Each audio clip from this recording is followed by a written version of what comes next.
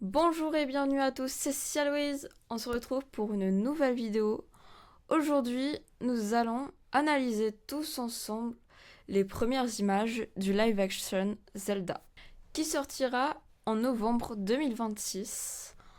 En attendant, j'espère que vous allez passer une bonne vidéo. Installez-vous confortablement et c'est parti! Donc, dans un premier temps, concentrons-nous sur la production du film. À la réalisation du live-action, nous avons Wes Ball, qui est notamment connu pour avoir réalisé les deux films Labyrinthe, Le Remède mortel et La Terre brûlée, et le film La planète des singes, Le Nouveau Royaume. En scénariste, nous avons Derek Colony, notamment connu pour avoir créé les scénarios de Jurassic World Fallen Kingdom, Pokémon Détective Pikachu, Star Wars L'Ascension de Skywalker, ou encore le film sur Metal Gear Solid qui arrivera en 2028.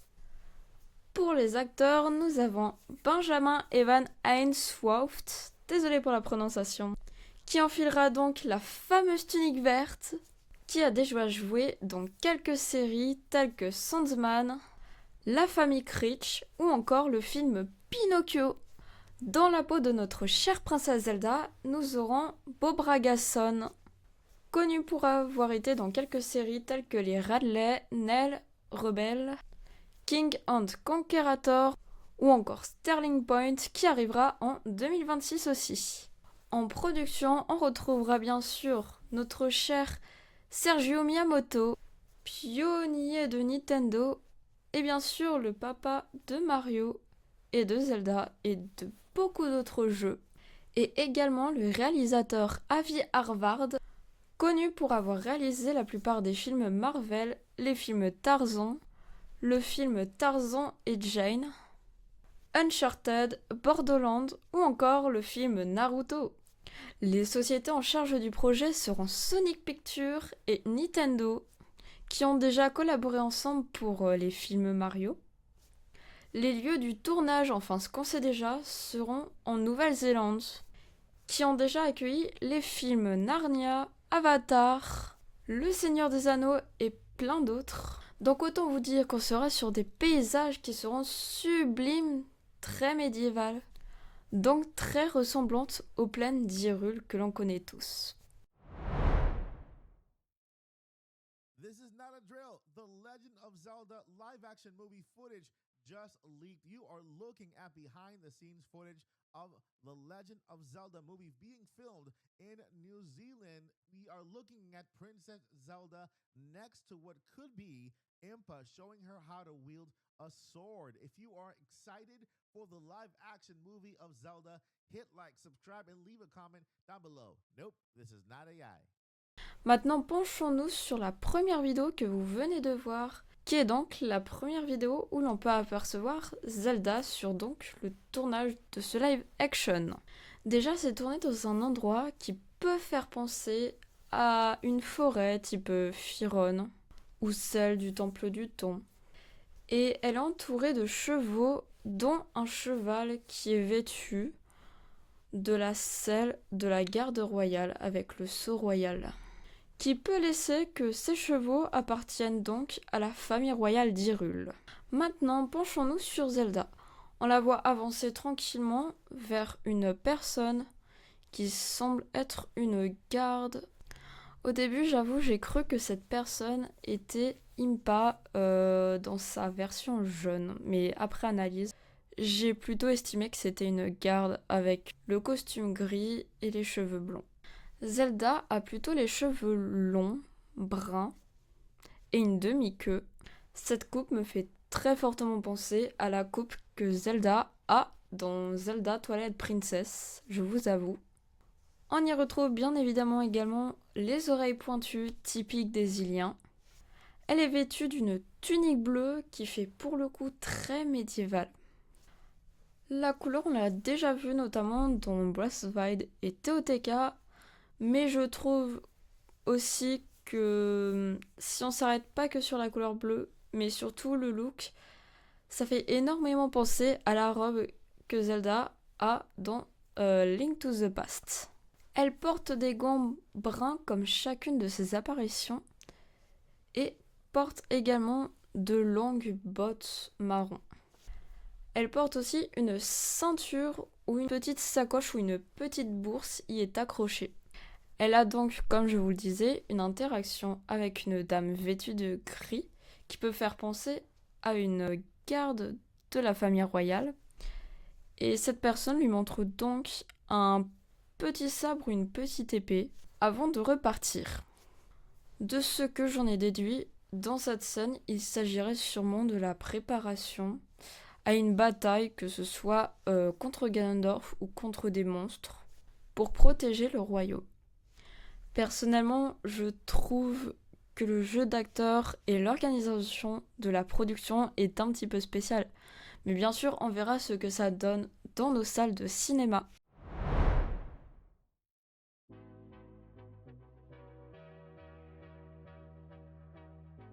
Passons maintenant à l'analyse de la vidéo de Link que vous venez de voir précédemment. La vidéo est très courte, mais elle en a déjà de bons éléments. On peut y voir Link de dos avec les cheveux courts qui peut nous faire penser au look de Link dans Zelda TP, Zelda Ocarina of Time et d'autres. Mais je n'arrive pas bien à voir si c'est le soleil ou si c'est ça, mais on dirait que Link a les cheveux blonds ou des petits reflets blonds. Ou si c'est un brun, mais je partirais plutôt sur le blond. Et bien sûr, pour tout Ilien qui se respecte, il a les oreilles pointues. Il est vêtu d'une tenue verte, comme dans à peu près tous les Zelda, qui n'est autre que la tunique verte et la tenue légendaire, peu importe l'histoire, avec aussi la fameuse ceinture marron qu'il porte habituellement. Il porte aussi des gants, mais pour l'instant, il n'y a pas de bonnet vert apparent. Je ne sais pas s'il est en train de mettre une cape verte qui peut faire un accessoire à sa tenue, ou si c'est juste une cape de protection d'après tournage pour protéger son costume, voilà. On en saura sûrement plus. Personnellement, je trouve que son apparence fait très Link de Zelda Twilight Princess. Beaucoup de ressemblances quand même au niveau des cheveux, au niveau de la tunique et de l'environnement aussi. Donc j'ai vraiment hâte de voir pour Link ce que cela va donner. Passons maintenant à l'analyse de la photo officielle que nous a donné Nintendo suite donc aux fuites des vidéos précédentes. Donc nous avons pu retrouver ces photos sur l'application Nintendo Today, me semble-t-il. Donc oui, je pense qu'ils ont quand même bien eu peur, Nintendo, pour nous avoir sorti cette photo dans l'urgence. Mais c'est comme ça avec les leaks, nous avons bien vu, avec les leaks de la Nintendo Switch 2 notamment. Sur cette photo, on y retrouve donc Zelda et Link dans un arrière-plan magnifique avec une plaine faisant très penser aux plaines d'Hyrule. Avec les collines à perte de vue, la végétation, les petits espaces de forêt entre guillemets. Link est accroupi, déterminé, tandis que Zelda a plutôt une expression faciale pensive, calme, et tous deux regardent dans la même direction, qui est sûrement une vue sur le château d'Hyrule ou simplement un panorama d'Hyrule. Et là on voit bien que Link du coup a bien les cheveux blonds et qu'il est toujours sans bonnet et sans cape apparente. Il n'a non plus pas d'armes, quant à Zelda qui a un carquois rempli de flèches dans son dos et un arc en main faisant penser à un arc de voyageur ou un arc en bois simple.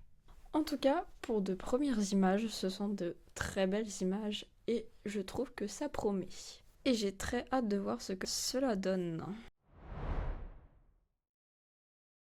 Bien, maintenant, je vais vous donner mon avis global sur tout ça, tout ce qu'on a pu voir pour l'instant. Déjà, je trouve qu'ils prennent un risque énorme. Et pour cela, eh bien, chapeau Nintendo, vraiment chapeau à vous d'avoir osé faire un live action et pas par exemple quelque chose en animation ou en animé, vraiment chapeau à vous. Après, est-ce que cela valait le coup un live action que plutôt quelque chose en animation? Et ben je trouve que c'est encore trop tôt pour répondre à cela bien sûr. J'ai quand même un peu, voire beaucoup d'appréhension, car j'ai vraiment l'impression qu'ils vont mélanger par ici plusieurs jeux de la licence. Et j'espère que ça ne les induira pas dans quelque chose de trop gros et qui s'éloigne trop du concept même de Zelda, de l'histoire même de Zelda. J'ai aussi très peur qu'ils modifient énormément l'histoire et les détails importants, ce qui pourrait vite les induire à quelques incohérences. Donc, en espérant là-dessus qu'ils ne s'éloignent pas trop de l'histoire de base et qu'ils ne fassent pas trop un truc éloigné ou hors du sujet. Ensuite, concernant le choix des acteurs, eh bien, à propos de Zelda, je trouve qu'ils sont passés quand même à côté de quelqu'un qui avait un potentiel énorme, qui est Hunter Schwaffer. Excusez-moi de la prononciation. C'est vrai que cette personne avait énormément de traits, de visage, etc. très ressemblant à Zelda, je l'avoue. Mais j'ai fortement l'impression qu'ils ne l'ont pas pris à cause de peur de scandale ou autre qu'ils pourraient avoir, de boycott, etc. Et je trouve cela très dommage. Pour l'actrice finalement choisie, personnellement, je n'arrive pas bien à voir le personnage de Zelda selon elle, même avec le costume, etc. J'arrive pas à assimiler son visage. Je trouve que les traits du visage s'éloignent quand même énormément des traits du visage que Zelda a. Et également aussi que cela s'éloigne au niveau du caractère, des mimiques, etc. En revanche, l'acteur choisi pour Link a des traits de visage que je trouve très proches, mais personnellement, je trouve qu'il est un petit peu jeune quand même pour le rôle. Et ça se ressent dans le jeu d'acteur, etc. N'oublions pas que selon les jeux, il y en a où il est jeune, enfant, et que, comme je disais, si on part du principe qu'il y a plutôt des inspirations de Twilight Princess, dans ce jeu, il est censé avoir environ 17 ans. Ce qui fait un peu jeune en effet.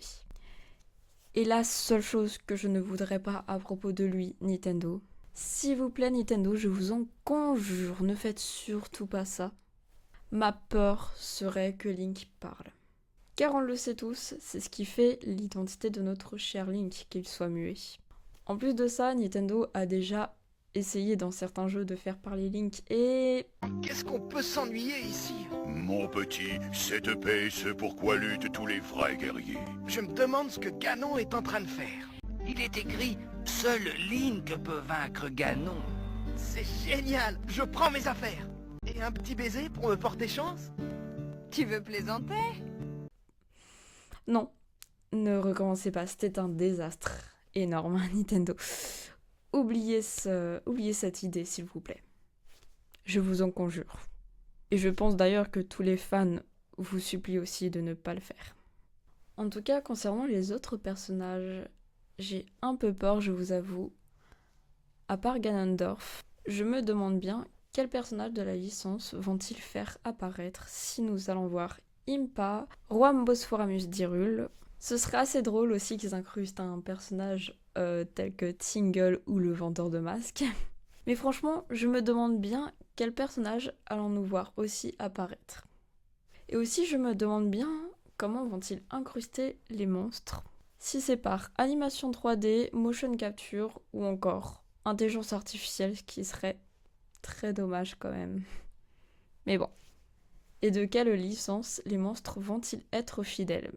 Bref, il y a encore beaucoup de questionnements non résolus, mais nous le verrons sûrement en temps voulu. Et j'ai très hâte de découvrir avec vous le résultat ou encore s'il y a d'autres vidéos ou photos officielles qui vont fuiter ou qui vont apparaître. Ou même juste des informations, pourquoi pas. En tout cas, j'espère que vous avez aimé cette petite vidéo. N'hésitez pas à me mettre en commentaire votre point de vue, vos avis, ce que vous en pensez, etc. N'hésitez pas aussi à vous abonner et à liker. Cela me ferait énormément plaisir, je vous avoue. Également à me dire si vous avez des concepts de vidéos, d'autres vidéos react ou analyse. D'autres vidéos arrivent bien entendu. Et sur ce, je vous dis à bientôt, c'était Cia Louise.